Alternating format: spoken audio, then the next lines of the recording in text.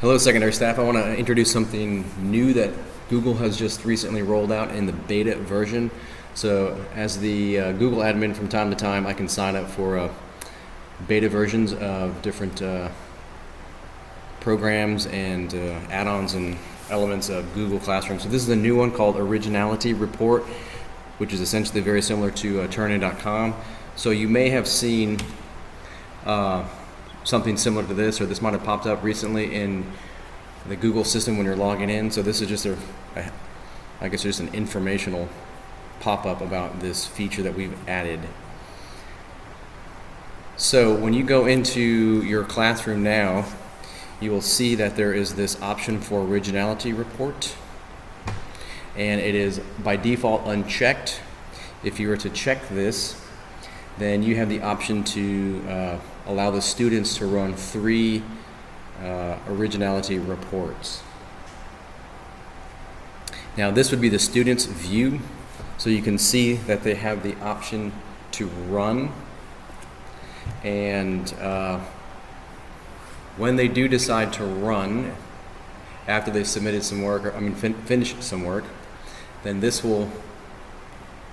message will pop up and reminding them they have 3 of 3, and once they finish the document and they turn it in, this is when the teacher is notified, and I'll come to that here in a little bit. So here's the first run from a student, and you can see that the highlighted areas, and I basically just cut and pasted something from the internet to see how this would work, and you can see in the upper right hand corner 33% of this was flagged as content, 0% of this was cited. That's the first run. The second run is I just put in a cite notation, and you can see down here the 1.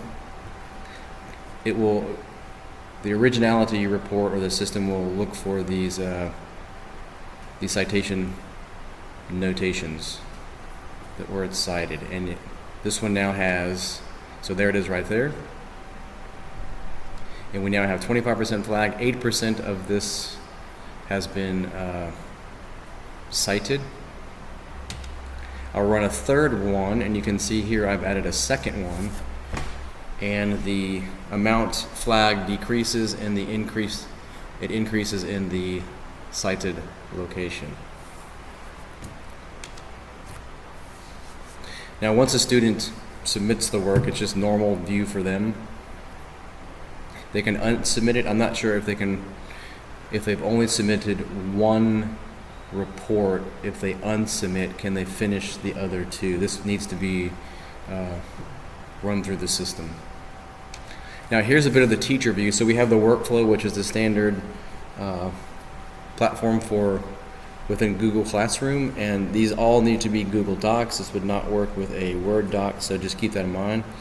Now what the teachers will see is this additional part over here where it says 1 flagged passage.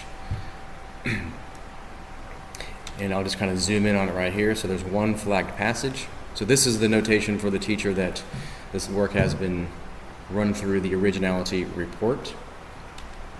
So there it is, 1 flagged passage.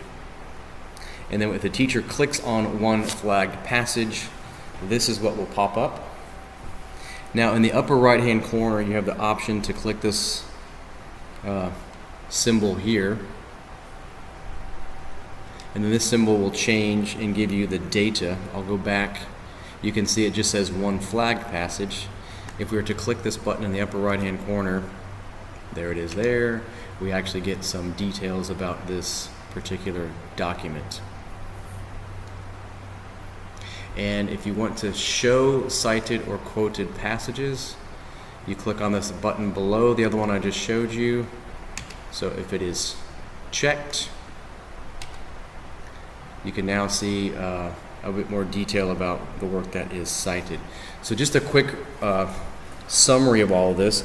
So this is a beta version, so it's under development, therefore it always needs teachers' feedback. So as always within the Google Classroom, in the bottom left hand corner is the question mark.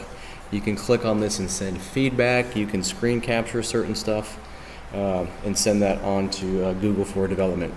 Right now, because it's in the beta version, we have unlimited reports, so try this out, run it, test drive it. After the beta version, it's only 3 reports per class that a teacher is teaching. What I don't know is if you can just generate another Google Classroom for the same classroom to run more reports. We can try that out later. And based on our Google Suite contract, if we go over the 3, it's not an option because we are not paying for this Google Suite. Okay, I hope this helps, and keep me informed if you have any questions, or if you notice something or you test drive something, keep me informed so I can send that out to everybody. Okay, thanks.